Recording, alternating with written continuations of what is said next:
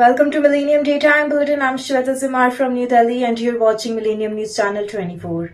Today I'm bringing you the latest updates from around the world. Let's begin with today's top headlines.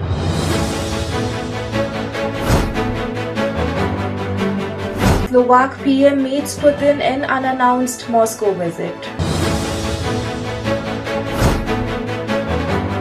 Australia investigates video purportedly showing national captured by Russian forces in Ukraine.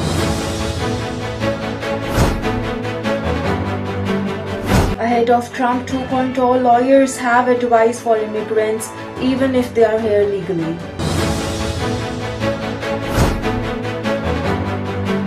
France holds day of mourning for Mayotte cyclone death.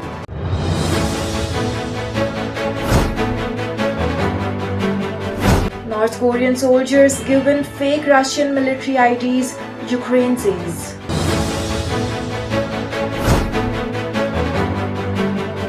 Ex-US fighter pilot accused of training Chinese military will be extradited to the United States.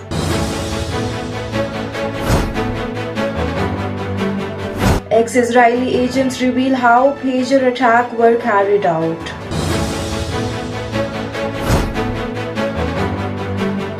Global market reflects mixed sentiments amid economic uncertainties.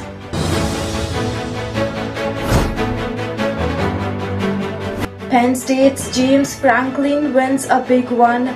More big ones are coming.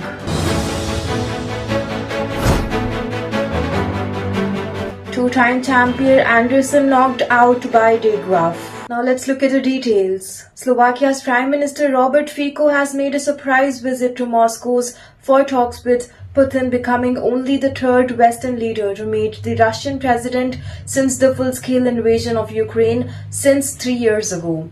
Fico, a vocal critic of the European Union's support for the Kyiv in the war, said they discussed supplies of Russian gas to Slovakia, which his country relies on. A deal with Russian gas giant Gazprom to transit energy through Ukraine to Slovakia is due to expire at the end of this year, and Ukraine has signaled its intention not to renew it. Fico says Vladimir Putin has been wrongly demonished by the West. His visit marks a departure time from the EU's common security and defense policies, which all member states are expected to abide by. Under this framework, the EU has imposed multiple rounds of sanctions against Russia since Putin launched the full-scale invasion of Ukraine in February 2022. Only Hungarian Prime Minister Viktor Orban, another Putin ally, and Austrian Chancellor Karl Nehammer have broken ranks with their EU counterparts to travel to Moscow. Top EU officials were informed about my journey and its purpose. On Friday, Fico wrote on Facebook. He added that Putin had confirmed he would be willing to continue to supply gas to Slovakia, although the Slovak leaders sees this could be practically impossible with Ukraine refusing to renew the gas transit deal. Fico, who survived being shot earlier this year, also said he had discussed the possibilities of an early peaceful end to the war and mutual relations between Russia and Slovakia. Kremlin spokesperson Dmitry Peskov told reporters it was a complicated situation, adding Russian gas is necessary for the normal operation of certain European countries' economies. Fico visit has gone down badly with opposition parties at home and with Slovakia's neighboring EU and NATO ally, the Czech Republic. Czech Foreign Minister Jar Lipavsky said that this government had secured energy independence from Russia and he was thinking of Ukrainians who could spend Christmas with their loved ones because of Putin. Australia is working to verify the authenticity of a video that purportedly shows one of its nationals captured by Russian forces while highlighting the fighting in Ukraine. The video posted on Russian Telegram accounts show a man with a muddied face being cushioned in a forested area by another man speaking Russian who appears to hit him twice across the head. The man, whose hand appeared to be tightly bound with the silver tape, identifies himself on camera as 32-year-old Oscar Jenkins and says he lives in Australia and Ukraine. When asked about the reports of a Melbourne man captured by Russia, Australian Prime Minister Anthony Albanese told reporters Monday the government was seeking information through the Australian Embassy in Moscow. This is very concerning news, and we are working through the Departments of Foreign Affairs and Trade, that is DFA. Speaking in a mix of English, Ukraine and Russian, he says he is a teacher in China and student in Australia. Kelly's Times Oklahoma City law office is fielding frantic calls. In all honesty, it's the worst I have ever seen, says Tom, president of the American Immigration Lawyers Association. Since the election, she says both new and long-standing clients have been reaching out and asking for help. As Tom says she can understand their concern, President-elect Donald Trump has made it clear that major immigration crackdowns will be a focal point in his administration when he returns to power. His top advisor promises of mass deportation and turbocharged denaturalizations are making many immigrants anxious, even those who have legal status in the United States. Trump says she is advising clients to stay calm and to do what they can now to prepare. In response to a reader's question to CNN last month about the risk ahead, Lisa Grable of the National Immigration Law Center stressed the importance of having plans in place. I don't think anyone can assume that they are safe from Trump's proposal unless they have a legal basis to be in this country, says Grable, the center's vice president of law and policy. Undocumented immigrants should be meeting with immigration attorneys now, she says, to see if there are any pathways for them to adjust their legal status. Those who live in states where they can get driver license legally should do that, she says, and make sure your car and everything is in good working order and make sure you are staying in compliance. Her advice: take what the incoming administration has promised seriously, prepare for the worst, Grable says, and hope for the best. France is holding a day of national mourning after the cyclone Chido devastated its Indian territory of Mayotte earlier this month. French President Emmanuel Macron led Monday's tribute by holding a minute's silence for the storm's victims. He called for the nationwide remembrance during his visit to the island last week, where he was jeered by some islander who criticized the slow delivery of aid. It is feared that hundreds, possibly thousands of people died with Chido made landfall off West Africa's southeast coast on 14th of December, bringing winds up to 260 km per hour and 250 mm of rainfall in the first 24 hours. Speaking after a minute of silence was held, which French Prime Minister Francis Bayrou said it was symbolic of a solidarity with all those who are suffering.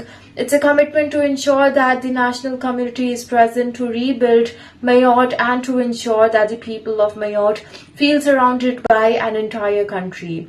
He added that flags have been flown at half-mast in the show of solidarity in French cities including Paris, Marseille and Lyon. The moment of silence was also observed in the Mayotte, where more than a week after the storm, survivors are struggling without water, communication and electricity. While rescuers try to provide urgently needed assistance, Estelle Vancouver, a French MP from Mayotte, told the BBC that 90% of the island, which lies between the African mainland and Madagascar, has been destroyed. All public services are down, she said. Those who are ill and are unable to get help or to go to the only hospital on the island, which has been totally destroyed. Mayotte Prefect Francois Xavier said a field hospital would begin work on Tuesday, which will be able to treat up to 200 people a day. North Korean soldiers fighting for Russia were given fake military documents with Russian names and birthplaces. The Ukraine military said amid claims from Kyiv that Russia is trying to conceal the presence of foreign fighters on the battlefield. Ukraine's special forces said in a statement Sunday they were killed 3 North Korean soldiers in Russian Western Kursk region and seized their documents. Their military identification documents lack all the stamps and photos. The patronymic names are given in the Russian manner and the place of birth is signed as the Republic of Tuva, the statement said, referring to a Russian region in southern Siberia bordering Mongolia, but the signatures on the documents are in Korean, which indicates the real origin of these soldiers. The statement added, this case once again confirmed that Russia is resorting to many means to hide the losses and on the battlefield conceal foreign presence. The document also said US, Ukraine and South Korean intelligence estimate put the number of North Korean soldiers in Russia between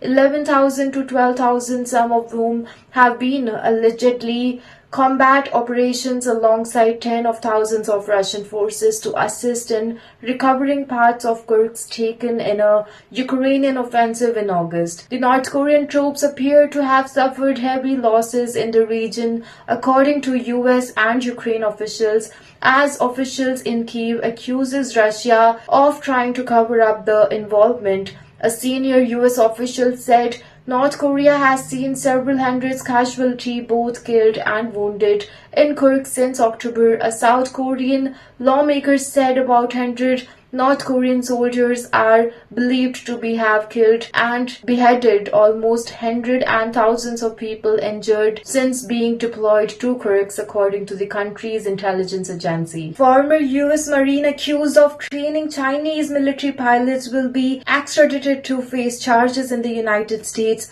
Australia Attorney General confirmed Monday, dealing a blow to supporters who have mounted a public campaign for his freedom. Daniel Duggan, a naturalized Australian, was arrested in the state of New South Wales in 2022 based on a 2017 US grand jury indictment that accuses him of training Chinese military pilots in violation of a US arms embargo. Duggan denies the charges, claiming that US officials knew about his activities and there have only been training civilian pilots as China's aviation sector boomed. Attorney General Mark Dreyfus confirmed the Duggan's involvement and he should be extradited to face prosecution for the offences of which he have been accused. Mr. Duggan, who was given the opportunity to provide representations as to why he should not be surrendered to the United States, in arriving at my decision, I took into consideration all the materials in front of me, Dreyer said in a statement on Monday. His decision followed court approval for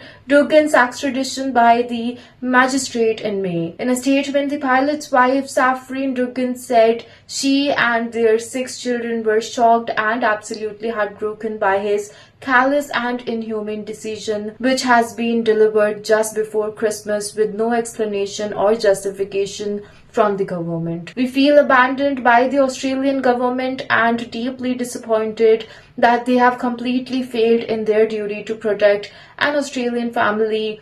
We are now considering our options, she said. If convicted, Duggan faces a prison sentence up to 65 years. Let us see how the story unfolds. 2 former Israeli intelligence agents have revealed how members of the Lebanese Shia militant group Hezbollah used Israeli-made walkie-talkies booby-trapped with explosives for 10 years before they were detonated in a surprise attack in September this year. The 2 ex-Mossad agents told US CBS News how the service dubbed Hezbollah into buying thousands of rigged walkie-talkies and pagers without realizing they were made in Israel. Dozens of people were killed and thousands injured in the attack. Israel said it tailored to target only Hezbollah members, but civilians were among victims. Lebanese officials also said the UN human rights chief called the attack a war crime. At the time of the attack, Israel and Hezbollah were fighting a conflict which had spiraled since Hezbollah fired at Israeli position a day after Hamas' unprecedented attack on southern Israel on 7th of October 2023. On 17th September 2024, thousands of pagers simultaneously exploded across Lebanon, mainly in areas with a strong Hezbollah presence. The blast wounded or killed users and some people nearby, spreading panic and confusion.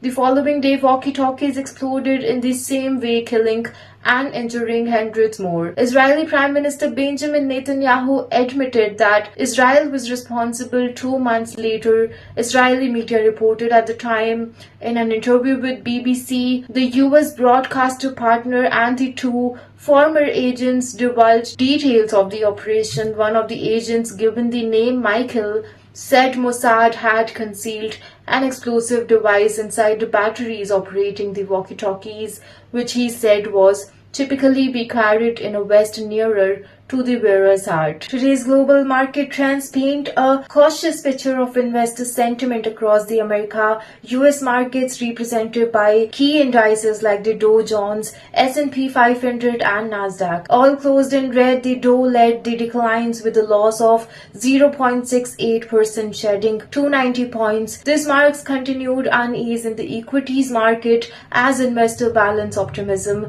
around economic growth with concerns over inflation and geopolitical risk. The S&P 500 and Nasdaq followed suit with the smaller percentage losses of 0.34% and 0.15% respectively. Signals broadening but less pronounced selling across various sectors. Meanwhile, volatility surged with the VIX index climbing by 2.50%. This rise reflects increased uncertainty and hedging activities. In Canada, the S&P TSX Composite dropped by 0.11, a relatively mild decline, while Brazil's Bovespa saw a sharp fall of nearly 1%, indicating heavier selling pressures in Latin America. Chile's IPSA and Mexico's IPC also protested losses, echoing the broader regional trends. These movements suggest a market grappling with mixed economic signals, including interest rate policy expectation, currency fluctuation, and global trade dynamics. Investors seem to be adopting a wait-and-see approach, reallocating portfolios and focusing on defensive sectors. Looking forward, all eyes will be on the upcoming economic data and central bank announcement, which could steer market sentiment as we approach the year's end. Commodity market today reflected ongoing volatility, with the energy and metals displaying contrasting trend. In the energy sector, both WTI crude oil and Brent crude oil saw slight declines, dropping by 0.60% and 0.69% respectively. WTI is now priced at $69.04, while Brent stands at $72.06. These declines may reflect subdued demand concerns coupled with uncertainties surrounding OPEC Plus production policies and global economic targets. Natural gas took the largest hit in energy, plunging 2.45% to $3.66, possibly due to seasonal demand fluctuation or higher than expected inventory levels. In metals, gold experienced a modest decline of 0.61%, trading to $2,000 per ounce. The dip comes despite its usual role as a safe haven asset, as investor appears to be weighing inflationary pressures against a stronger dollar. On the other hand, silver bucked the trend, rising 0.57% to $30.13, likely driven by industrial demand and a weaker supply outlook. In the agriculture space, soya beans remained virtually flat with a negligible 0.01% decline. The commodity has been range-bound, reflecting steady demand and supply conditions. Today's market trends highlight the complex interplay of geopolitical tensions, economic data releases, and supply-demand dynamics across commodity markets. Investors will likely keep a close watch on central bank policies decision and energy inventories report to navigate these volatile markets. We'll be right back after a short break. I'm Shweta Simar from New Delhi. Keep watching Millennium Day Time Bulletin.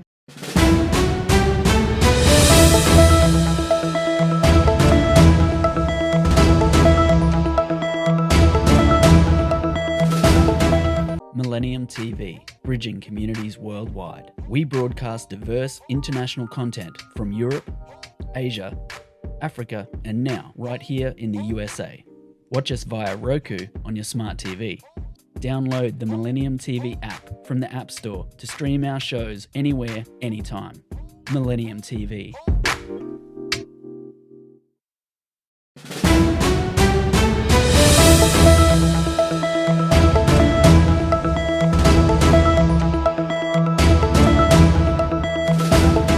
Welcome back after the break. I'm Shweta Samar from New Delhi and you're watching Millennium Time Bulletin. Now time for some sports highlights. By most measures of football success, James Franklin's tenure at Penn State has been satisfying. 141 record over 11 seasons, one Big Ten championship, a slew of players in the NFL. But there's always been one question hanging over the Nittany Lions head coach: when was and when he is going to win the big one. Aside from a victory over Wisconsin in 2016, Ben 10 championship games, Franklin Penn State's team often came up short on the biggest stage. In front of 106.031 raucous fans on Saturday, Franklin won one of those big ones in the school's debut in the college football playoff. Now there's a bigger challenges and stages with brighter lights looming. The Nittany Lions 38-10 victory over Southern Methodist University lagged dramatic once the home team started forcing turnovers, and the din created by the Penn State faithful appeared to get the SMU quarterbacks Kevin Jennings. The Nittany Lions were simply more poised and took advantages of the Mustangs' mistake. The experiences in cold weather in the Beaver Stadium in pressure games paid off for the Nittany Lions. It has led to the party in the stands that lasted most of the 60 minutes of the Saturday's game and will continue throughout the night in the scenic town tucked away in central Pennsylvania's Appalachian Mountains. Likely indoor after condition in New University Park that made the game feel every bit like it is taking place on the first day of winter. It was the kind of moment the Penn State community have been looking forward for years. One of college football's most intense fan bases, the Nittany Lions fans have cringed in recent years on the team and has fallen just short of a college football playoff berth over the over. But Franklin wasn't shy just about reminding the press after the game about his track record. We have played in a bunch of them, Franklin says about his high-profile ball games. Dramatic pause so everybody can take that in. We are played a bunch of them. My family, we are used to spending Christmas in hotels. Not everybody is. Two-time champion Gary Anderson have been dumped out of the PDC World Championship on his 54th birthday by Jeffrey DeGraff. The Scott winner in 2015 and 16 lost 3-0 to the Swede in the second round shock at Alexandria Palace in London. Gary didn't really show up as he usually does. I'm very happy with the win, said DeGraff, 34, who has been 75% checkout success and began with the 11-dart finish. It's a dream come true for me. He's been my idol since I was 14-year-old. Anderson, ranked 14th, became the 11th seed to be knocked out from the 24 who have played so far. For the 5th to fall on Sunday, he came into the competition with the year's highlight overall 3-dart average of 99.66, but hit just 3 of his 20 checkout attempts to lose his opening match of the tournament for the first time. DeGraff will now meet Filipino qualifiers Paulo Nebreda after he stunned England's Ross Smith. The 19th seed in the straight sets, Richie Edhouse, Dirk Van and Martin Skindle were the other seeds beaten on day 8. England's Calder Wrights, who hit a record first-round average of 107.06 on Thursday, followed with another 3.0 win over the 23rd seeded Skindler on Sunday. The German missed double 12 for a 9-darter in the first set, the third player to do so in 24 hours after Luke Litter and Darmon Heta, and also they both ended up losing the leg. Brits next meet Belgian Dimitri van den Berg, who hit 180 times and averaged 96 in a 3-0 win over the Ryan Selvin.